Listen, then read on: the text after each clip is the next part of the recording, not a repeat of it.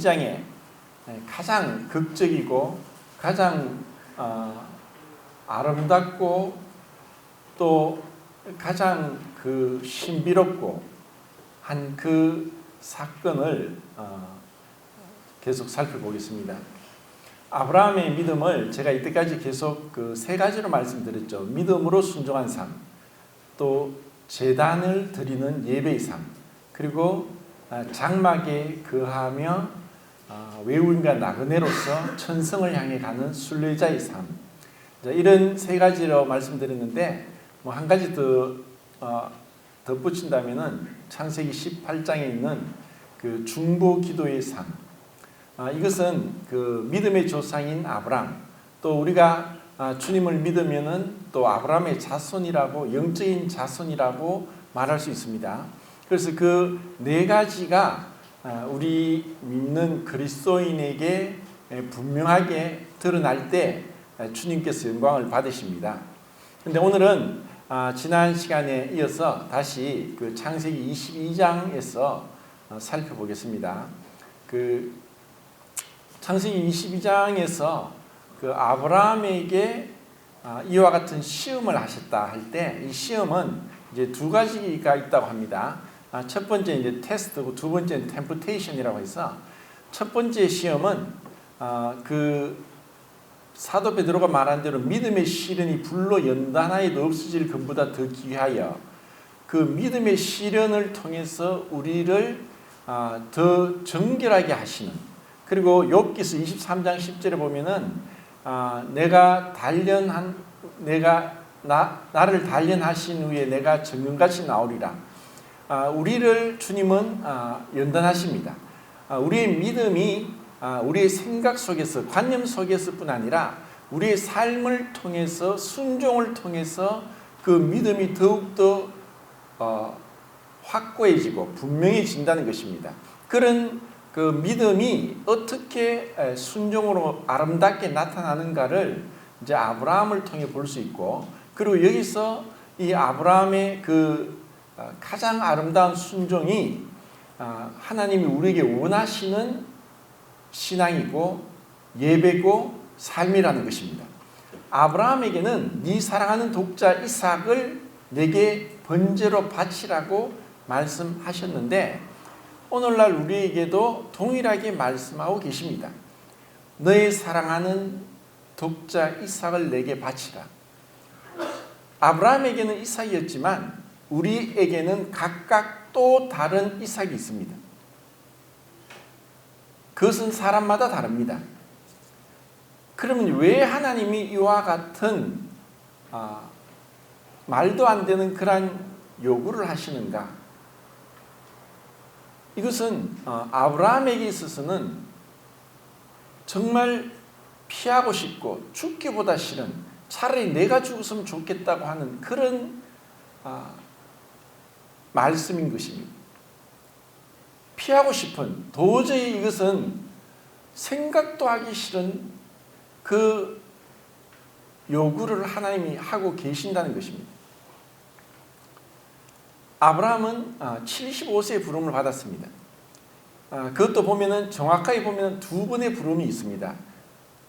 메소포타미아 갈대아 우르에서의 부름, 그리고 세월이 지나서 하란에서의 두 번째 부름을 받을 때 75세라고 했습니다.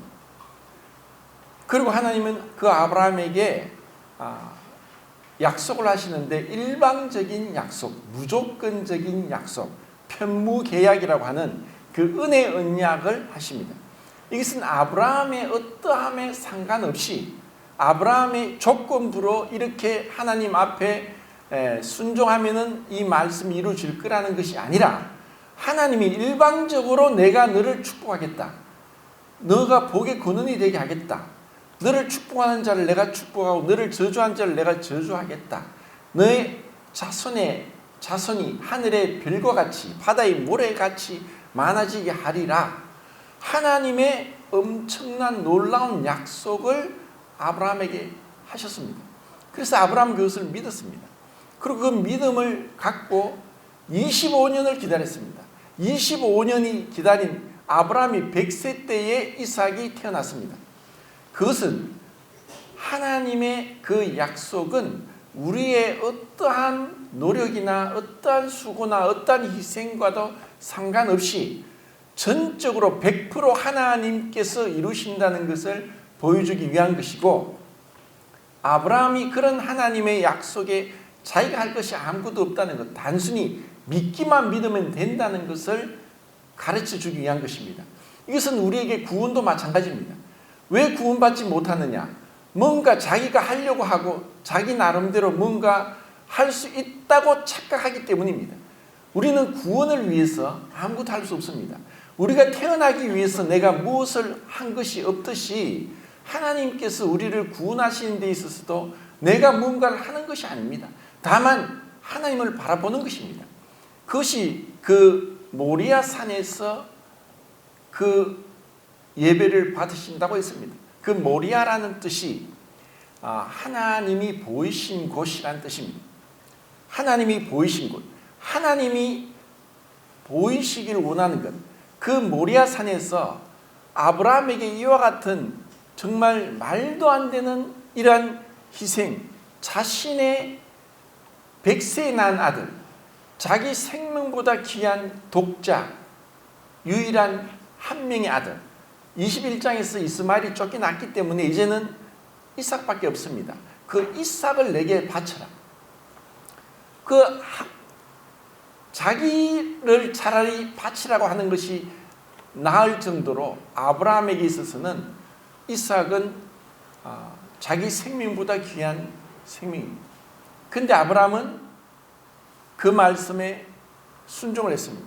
아브라함의 순종은 3일이 지나서 모리아 산까지 올라가서 거기에 돌로 제단을 쌓고 이삭이 지고 온 나무를 그 위에 버려놓고 이삭을 손과 발을 묶고 그리고 그 나무 위에 올리고 그리고 그 이삭을 칼로 죽일 그때의 순종이 일어난 것이 아니라, 아브라함의 순종은 이미 그 말씀을 들었을 때, 아브라함아, 네 사랑하는 독자 이삭을 내게 번제로 바치라.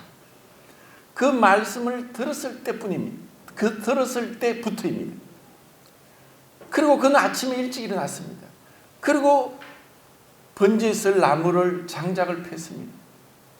그리고 사환들, 종들을 데리고 나귀에다가 그 나무를 싣고 브엘세바에서 모리아 산까지 80km 되는 길을 3일 동안 하루에 거의 25km 이상을 7, 8시간을 걸어서 3일 동안 걸어가는 그 3일 동안을 아브라함은 믿음의 순종의 발걸음을 옮긴 겁니다.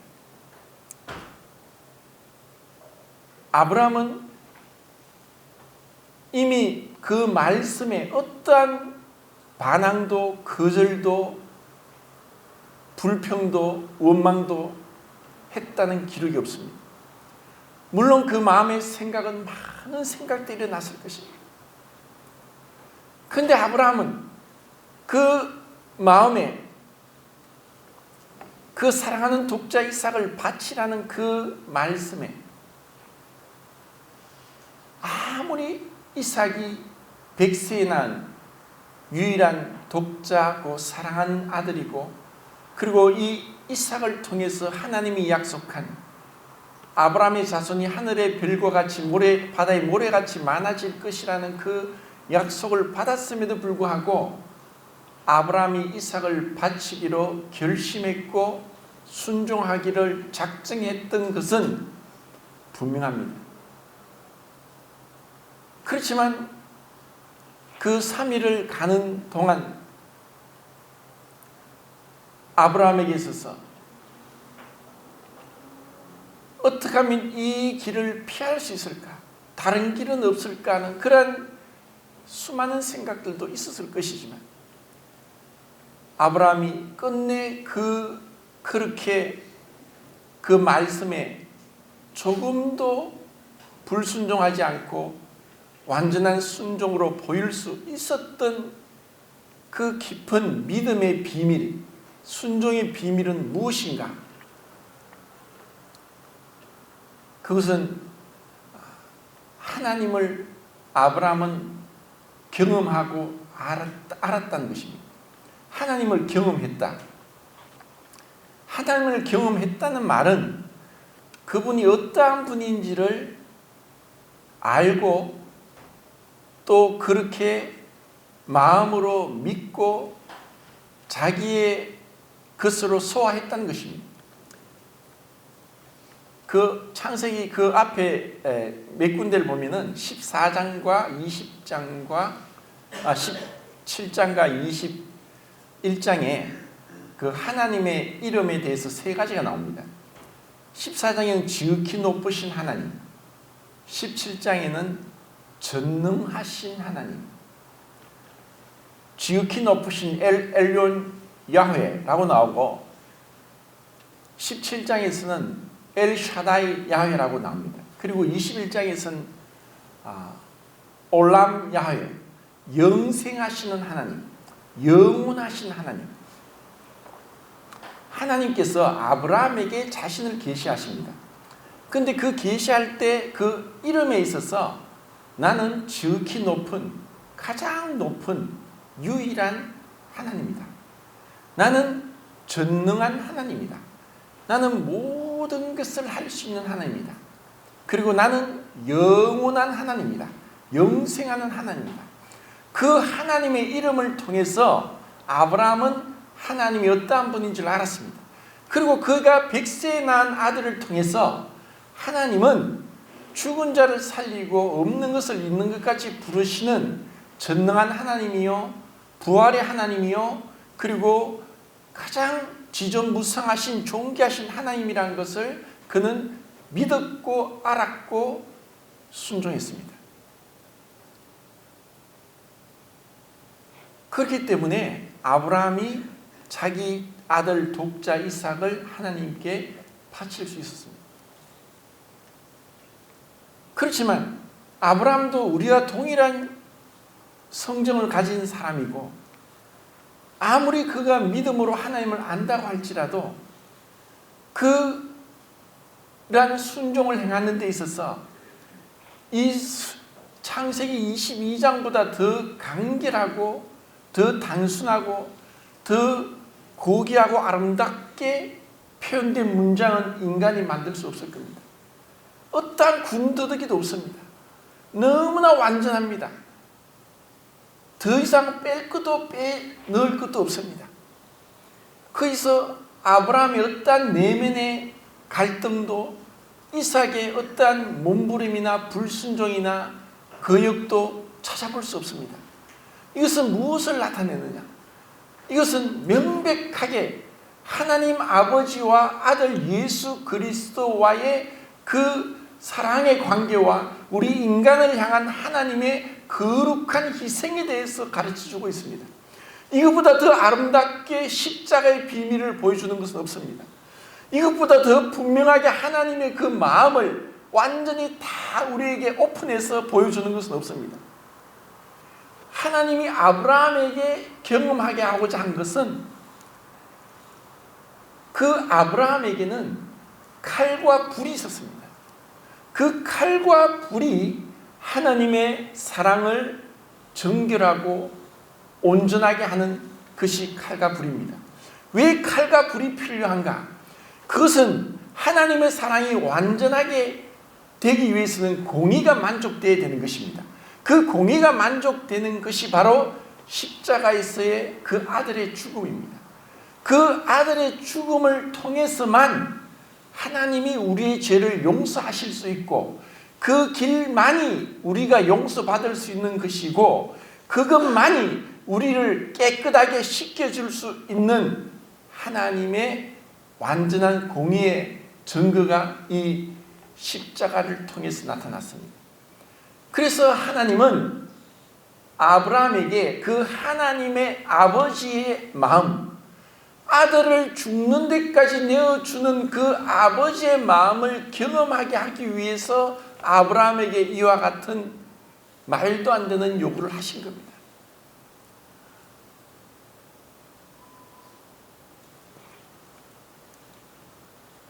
사랑은 무엇인가?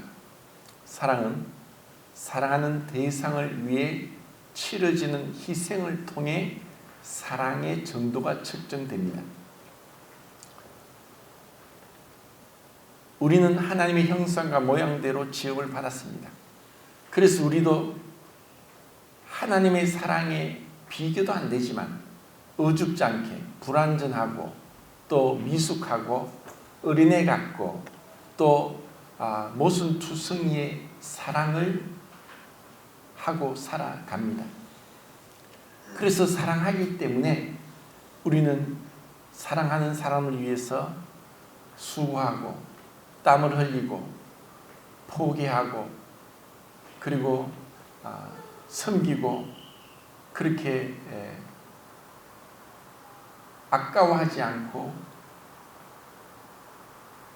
상대방을 위해서 그 사랑하는 표현을 하는 것입니다. 그런데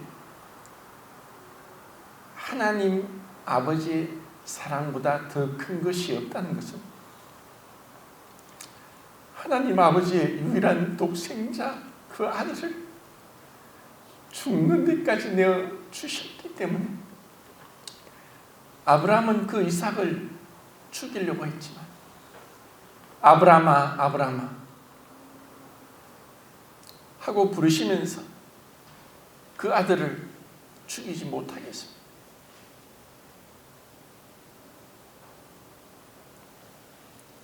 하지만 예수님이 십자가에 죽으실 때는 그 아들 예수님이 죽는 것을 내버려 두셨습니다. 대신 한낮에 하늘이 캄캄하게 구름으로 해를 가리고 캄캄한 어둠이 덮이겠습니다.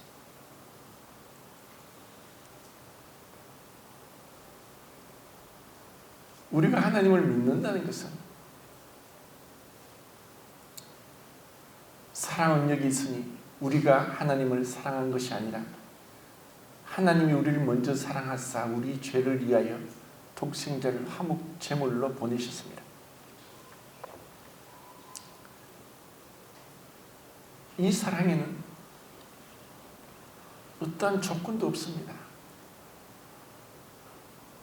우리의 어떠한 때 묻은 돈도 우리의 그 자그마한 그런 수고도 요구하지 않습니다. 하나님 아버지 로마서 8장 32절에 자기 아들을 아끼지 아니하고 우리에게 주신 하나님이 우리에게 왜 구하는 것을 주시지 않겠느냐?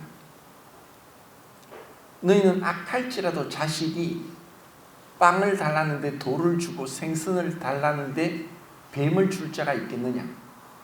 너희가 악할지라도 자식에게 좋은 것을 줄 줄 알거든 하물며 하늘에 계신 너희 아버지께서 구하는 자에게 좋은 것으로 성령으로 주시지 않겠느냐?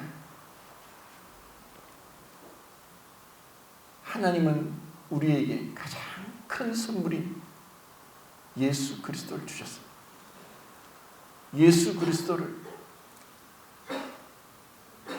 죽는 데까지 내어주셨습니다.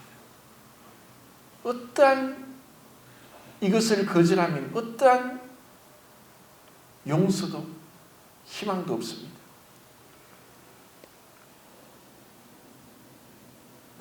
믿지 않는 것이 죄입니다.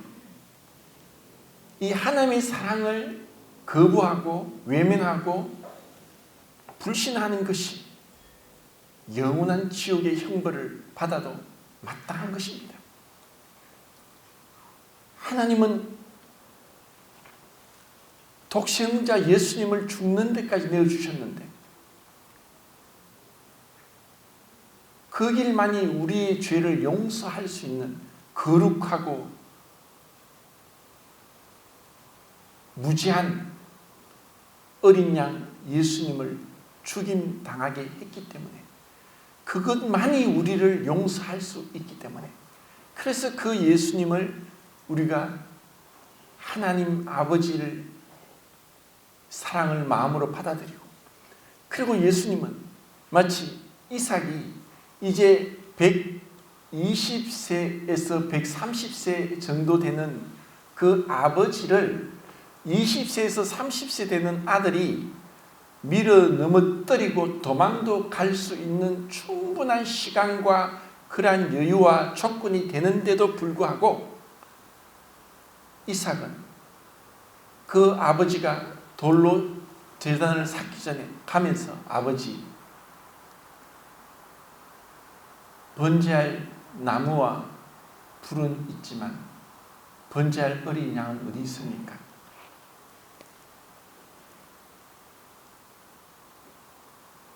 아들아, 하나님이 자기를 위하여 친히 준비하시리라.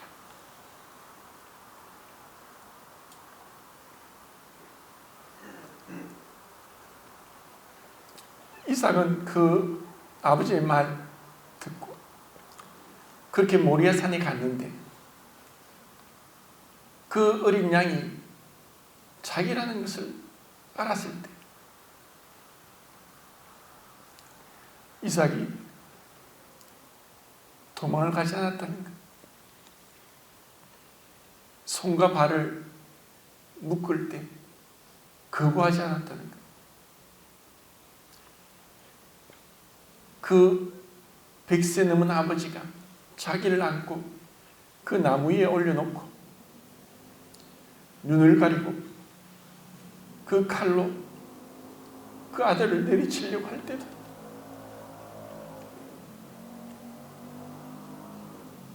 이삭은 도망가지 않았다.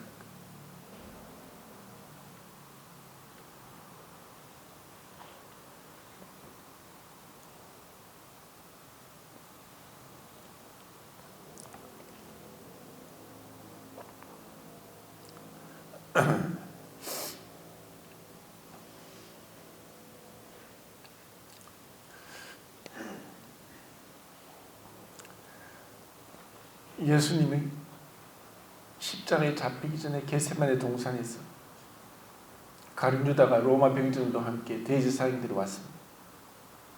나사렛 예수가 누구냐? 예수님이 내로라, 그 말씀 한마디에 로마 병정이 뒤로 발락 넘어졌습니다.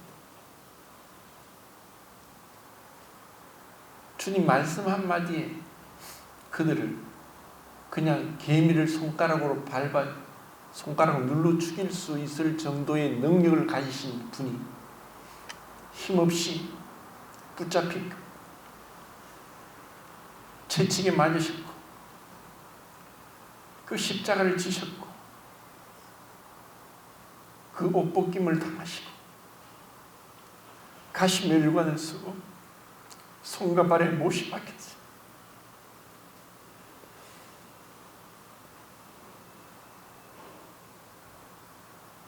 주님이 십자가에 달려서 그 고통 가운데서도 주여 저들의 죄를 용서하소서, 자기를 죽이는 자를 위해 기도하신 그 주님을 생각할 때 바로 나 같은 자를 위해서 주님이 그렇게 고통을 당하셨다는 것, 나 같은 자를 위해서 주님이 그렇게 죽으셨다는 것을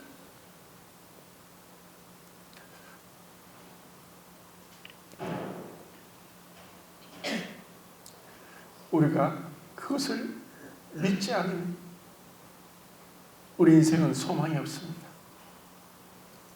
태어나지 않은 것이 낫습니다. 이렇게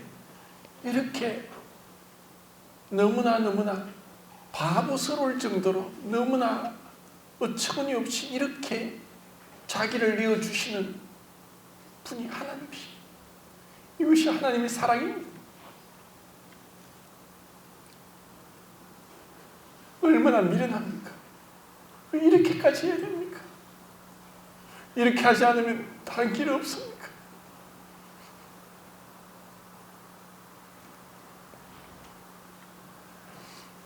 우리가 너무나 교만하고 우리가 너무나 악하기 때문에 우리가 이렇게까지 하지 않으면 우리의 죄가 결코 우리가 그 품 앞에 무릎 꿇고 나오지 않는다는 겁니다. 우리가 얼마나 강팍합니까? 얼마나 완고합니까? 피를 부르도 춤을 추지 않고 울어도 고하지 않는 세대입니다.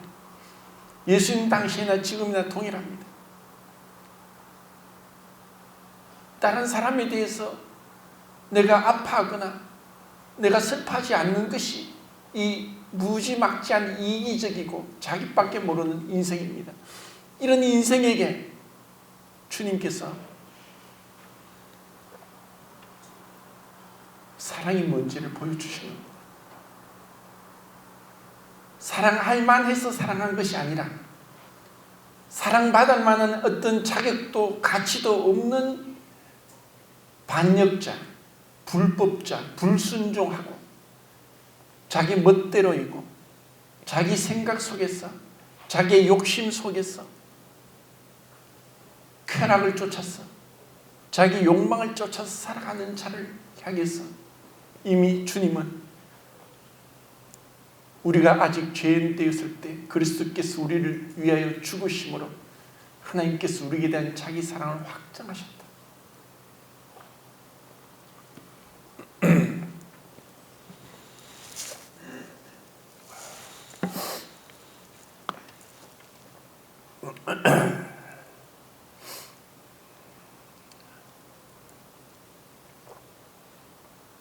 창세기 22장 5절부터 14절까지 읽겠습니다.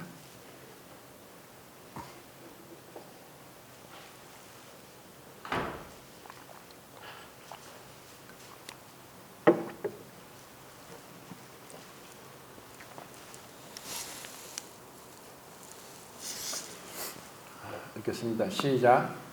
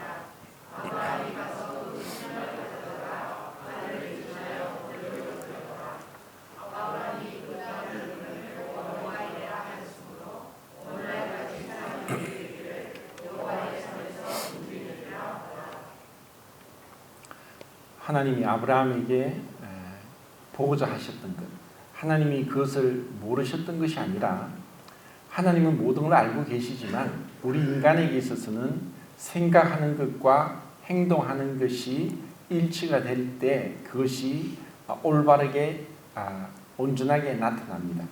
아브라함이 하나님을 경외하는 것을 하나님을 보기를 원하셨습니다. 경외하는 것은 두려워하고 공경한다는 것입니다. 로마서 3장 10절부터 18절까지 보면은 이 세상의 죄에 대한 재판장 되신 하나님의 고발장이 나옵니다. 의인은 없나니 하나도 없으며, 그러면서 마지막에는 그들 눈앞에 하나님을 두려움이 없다 하였느니라. 이 세상 사람들은 하나님을 두려워하지 않습니다. 하나님이 말씀 한마디로도 우리를 그냥 죽일 수 있는 능력을 가지신 분이라는 것을 그들은 믿지 않고 그렇게 생각하지도 않습니다. 그런데 아브라함은 하나님을 알았습니다. 하나님을 두려워했습니다. 여호와의 친밀함이 경외하는 자에게 있으며 하나님이 누구와 가까이 하느냐? 하나님을 경외하는 자에게 가까이 합니다. 하나님이 진정으로 우리에게 원하시는 것은 네가 나를 경외하느냐입니다. 하나님을 경외하는 것은 순전한 사랑으로 표현됩니다. 내가 하나님보다 더 사랑하는 것이 없습니다. 주 예수보다 더 귀한 것은 없습니다 하는 것을 말로서, 노래로서, 찬송으로서, 입술로서가 아니라 내 삶을 통해서 하나님보다 더 귀한 것이 없다는 것을 증명하는 시험의 시간들이 우리의 신앙입니다. 주님은 우리를 지켜보고 계십니다. 그리고 정말 나를 경외하는지 경외하지 않는지를 주님은 보고 계십니다.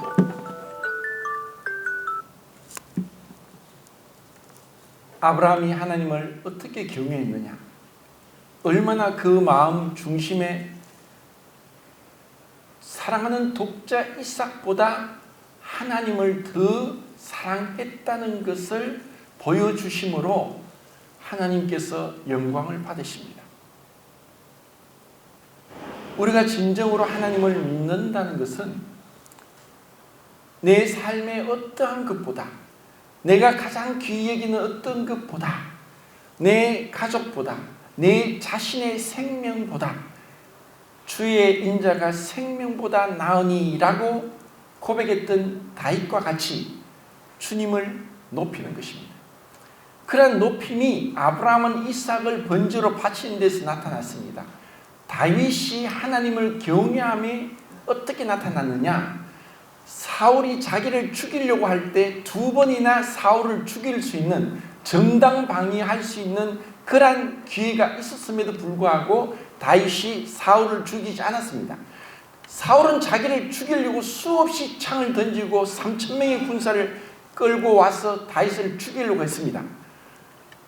다윗은 그 가운데서 사울을 왜 죽이지 않았느냐? 하나님을 경외했기 때문입니다. 하나님의 기름 부으신 자를 경외하는 것이 하나님을 경외하는 것입니다. 하나님이 구원하신 자를 사랑하는 것이 하나님을 사랑하는 것입니다. 고린도전서 8장에 성도들에게 죄를 범하는 것이 하나님께 죄를 범하는 것이라고 했습니다. 이것을 우리가 삶을 통해서 배워나가야 될 신앙의 교훈입니다.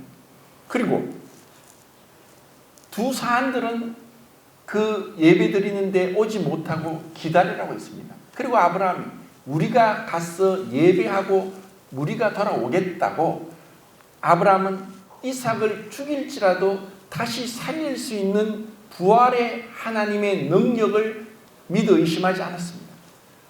그리고 그 두 사람들은 그 예배의 자리에 들어가지 못했습니다. 우리가 예배를 드리는 것이 그냥 내가 드리고 싶어 드리는 것이 아닙니다. 독일의 우리 모임 중에는 구원받지 않은 자들은 예배 시간에 들어오지도 못합니다. 만찬 예배 끝나면 그때 들어와서 말씀 교제하도록 했습니다. 우리가 예배를 드리는데 우리가 그냥 생각 없이, 준비 없이, 마음에 두려움 없이, 떨림과 경외함이 없이 드리는 것을 하나님이 원치 않습니다. 내 마음에 내 자신을 살펴보면서 주님보다 더 귀하게 여기고 살았던 것을 내버리는, 아브라함이 이삭을 죽이듯이 내가 그렇게 죽이는 것입니다. 골로새서 3장 5절에 땅에 있는 지체를 죽이라. 로마서 8장 13절에 너희가 만일 육신대로 살면 반드시 죽을 것이로되 영으로서 몸의 행실을 죽이면 살리니. 우리는 아브라함이 이삭을 죽인 것처럼 주님보다 더 사랑하는 욕망과 그 대상을 죽여나가는 것으로 그분을 경외하는 것을 드러내는 것입니다. 그리고 그 사랑에 있어서는 칼과 불이 있었습니다. 만약에 누가 모임을 떠나서 마음대로 살다가 다시 교회 왔는데 우리는 그래 구원받은 형제니까 침례받았으니까 뜻과 자녀를 참여하도록 하지만 엄밀하게 말씀의 기준대로 하면 그렇게 마음대로 살다가 와서 내가 원하는 대로 뜻과 자녀를 받을 정도로 하나님이 그렇게 우습게 여길 분이 아니라는 것을 알아야 됩니다. 경외함이 없이 드리는 예배, 경외함이 없는 삶, 그것은 주님이 받지 않으십니다. 주님은 둘째가 될 수 없습니다. 첫째가 되셔야 됩니다. 우리 삶에 그런 주님을 경외하는 삶으로 아브라함의 본을 따라갈 수 있기를 바랍니다. 이상.